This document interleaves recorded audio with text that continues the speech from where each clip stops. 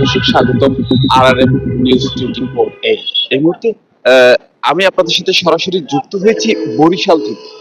আপনারা জানেন সারা বিশ্ব তাকিয়ে আছে বাংলাদেশের ত্রয়োদশ জাতীয় নির্বাচনের দিকে। এই আহ, একটা দিন পরেই অনুষ্ঠিত হতে যাচ্ছে জাতীয় নির্বাচন। দর্শক এমতো অবস্থায় আমরা বরিশাল নতুল্লাবাস বাস স্ট্যান্ডে রয়েছি।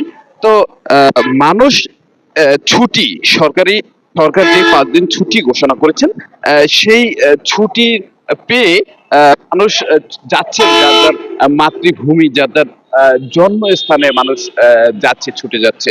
আমরা যদি একটু লক্ষ্য করি যে এই ঈদের মতো ঈদের সময় যেরকম মানুষ একটা ঈদের আনন্দ নিয়ে বাড়ি ফিরে যায় আহ স্বজনদের সাথে যোগাযোগ করে স্বজন প্রিয় মানুষ যারা রয়েছেন তারা এই ভোটের উশিলা করে আসলে ছুটি কাটাচ্ছেন ছুটি পাচ্ছেন আসলে এরা খুবই আনন্দিত।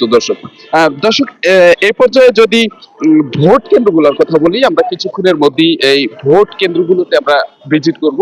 তো ভোট কেন্দ্রের যে পরিবেশ পরিস্থিতি রয়েছে সেটাই আপনাদেরকে দেখানোর চেষ্টা করব আমরা। পরবর্তীতে আমরা ভোট কেন্দ্র থেকে সরাসরি যুক্ত হব। এখন বরিশাল নতুল্লাবাদ বাস স্ট্যান্ড থেকে আমি যুক্ত ছিলাম Mohammad Rimon. Mohammad Rimon, RRM TV news 24 Barishal. RRM TV News 24